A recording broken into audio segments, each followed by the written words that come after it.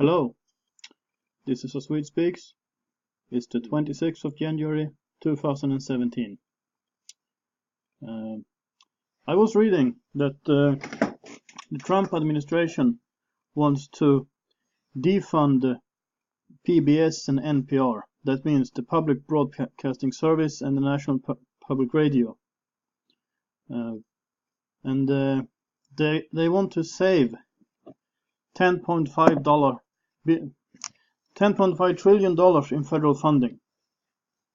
The headline I read said that Trump is to defund or privatize these media institutions. And that would be a very good idea. I certainly hope that he will get this through Congress. The thing is, if we look at it historically, Reagan tried to do the same thing, but eventually he was convinced against it. That was back in the 1980s. The case was made that the government owes the American people access to news and information. Maybe that was true then, but it's not true now. And I'm not saying that it was true, but maybe, let's say, for the sake of argument, that it was. I grew up in the 1980s. In the 1980s, there was no internet. And even in America, where I didn't live, but in America, there was only a few dozen TV and radio stations. But how is it now? Now, who waits for the 6 o'clock news? You go online. You watch live streams. You read the news on the internet. You watch new TV news, live streams, YouTube, what have you. A part of the discussion about fake news comes from this. That they don't trust people to be able to analyze what they see. Back in the good old days, they could just tell you their view, and there were no opposing views, so you were expected to believe what they said. That wasn't necessarily true either. Today, you have to analyze it. And, well, you should have done it before too. Some people did.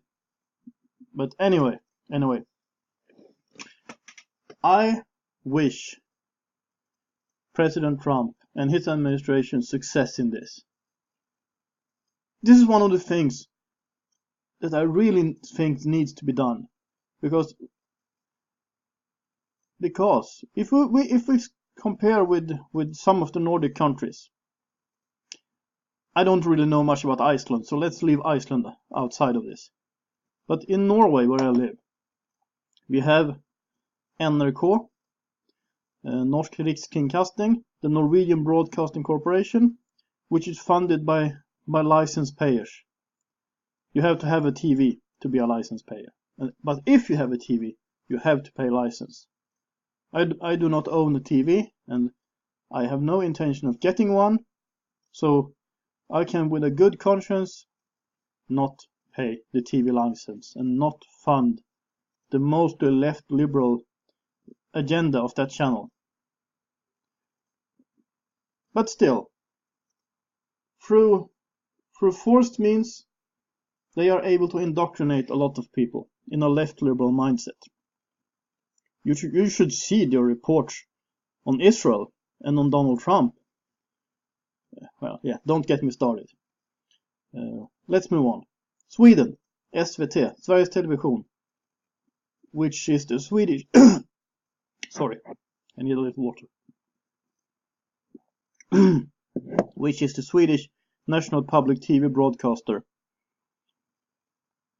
Also funded by license. The same thing there. They are even more left-wing than the Norwegian public broadcaster. If that is possible, but they are. They're crazy. And they are funded they are funded by force. Not by voluntary means. Okay, Denmark. DR. Used to be called Danmarks Radio, but now it's just DR. DR. It means Denmark Radio though. Financed by license. The same thing there. And well, they may be a little more sane than the Swedish and the Norwegian colleagues, but still they're funded by license, and I think they are still in the left liberal. But anyway, it doesn't really matter, even if they were right wing. I mean, I am a right winger. I consider myself a good conservative Christian, etc. But why should my culturally radical neighbor pay for my news? I mean, if I can't find them for free online, some things I think are worth paying for. I think it's worth paying, for instance, for Rebel Media to survive. That's why I signed up today to become a member. And it's $8 a month, and come on, even if you're not rich, even if you're relatively poor, anyone in the West can pay $8 a month if you really want to, if you think it's worth it. I mean, I stopped giving money to Netflix because I didn't like the way a lot of the Hollywood shows portray, for instance, family life, the values that they are giving, and I don't like how Hollywood has been acting towards Trump. So why should I fund them? And but I digress. Let's move on to the last country on my list, which is one of my favorite countries. But they have their flaws too, and I have mentioned it before. I will mention it again. If they do something good, I will try to remember that too and mention that too in one of my future videos, which is Finland. They have the public broadcaster Yle. Yle stands for Yleisradio. In Swedish, it's called Rundradio. It's a Finnish broadcasting company. It isn't paid through license. It is paid by taxpayers. Which is, in one way, even more sinister, because then you cannot opt out. Yeah, if you're poor in Finland, if you make less than a certain amount, you don't have to pay that tax. But except for them, everyone has to pay. Every taxpayer who has an income above a specific amount has to pay this. And Yle has also one channel which is completely Swedish speaking. And that is because the historical and still living Swedish minority of Finland, which has been there since the Middle Ages, now they are about 5% of the population. Back in the 18th century, they were 20%. Anyway, there's a Swedish-speaking channel, and I have been looking at that sometimes because I try to follow what happens not only in America or the UK, but also in the area around me, and not only in Norway where I live, but also in my neighboring countries. And I have noticed that the reporters in the Swedish-speaking channel of Yle are very, very, very left liberal. They are like the Swedes, and I think they have been very inspired by the Swedes. My Finnish is not very good, so I cannot really follow Finnish news, but I have been looking a little because I understand some, and I understand enough to notice some of the differences. So I noticed that when there was a conference in Germany, I think, somewhere in Europe, with right-wing national conservative parties, the Sweden Democrats, the True Finns, that party of Geert Wilders in the Netherlands, Front National in France, etc. The Swedish-speaking Yle called this the far right. While the Finnish-speaking called these right-wing populists. And right-wing populists is less stigmatizing than the far right. At least as far as I understood how they used the words. But still, let them fund themselves. There is no reason that I should pay to have opposing views taught by the media. Indoctrination, I would like to call it, is less effective now because of how the internet has opened up the world. And although I am against globalism, but I am not against, actually I am very much in favor of a global spread of information. That is completely different. And the internet has opened up the world, and it has made it possible, even for a guy like me, to have my own YouTube channel for which I am paying nothing.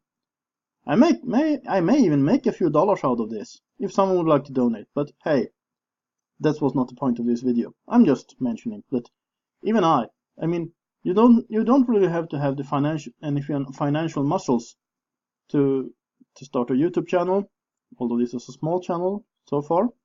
I'm praying for it to get bigger, and I hope so.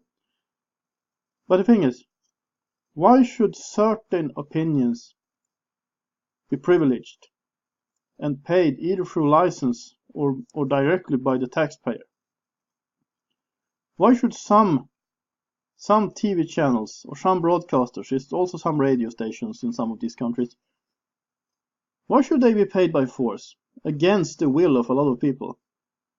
I know that a lot of Swedes and a lot of Norwegians really don't like the TV license. They tried to introduce a TV license in Finland, but they couldn't. They were met with heavy opposition. Strangely enough, people don't oppose, it doesn't seem like they oppose the tax so much, but if someone from Finland is watching this, please inform me about what people think about the TV tax, because I would like to know that.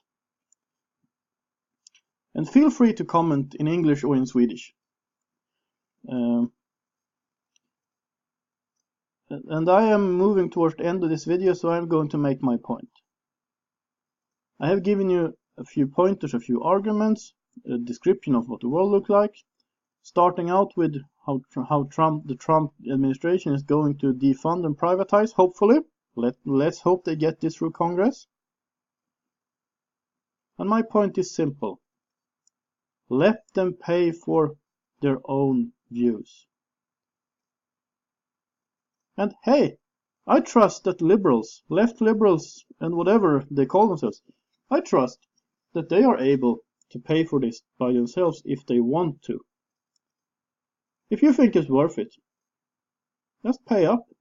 Privatize PBS and NPR. Privatize NRK, SVT, DR and YLE. And let them fund themselves. One way or the other, as long as it's voluntary.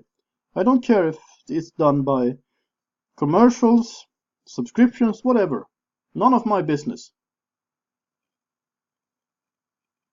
But let them pay for themselves. And let's see how long the left liberal indoctrination of people's minds will work then. This is a Swede Speaks. Have a nice day and enjoy your media experiences.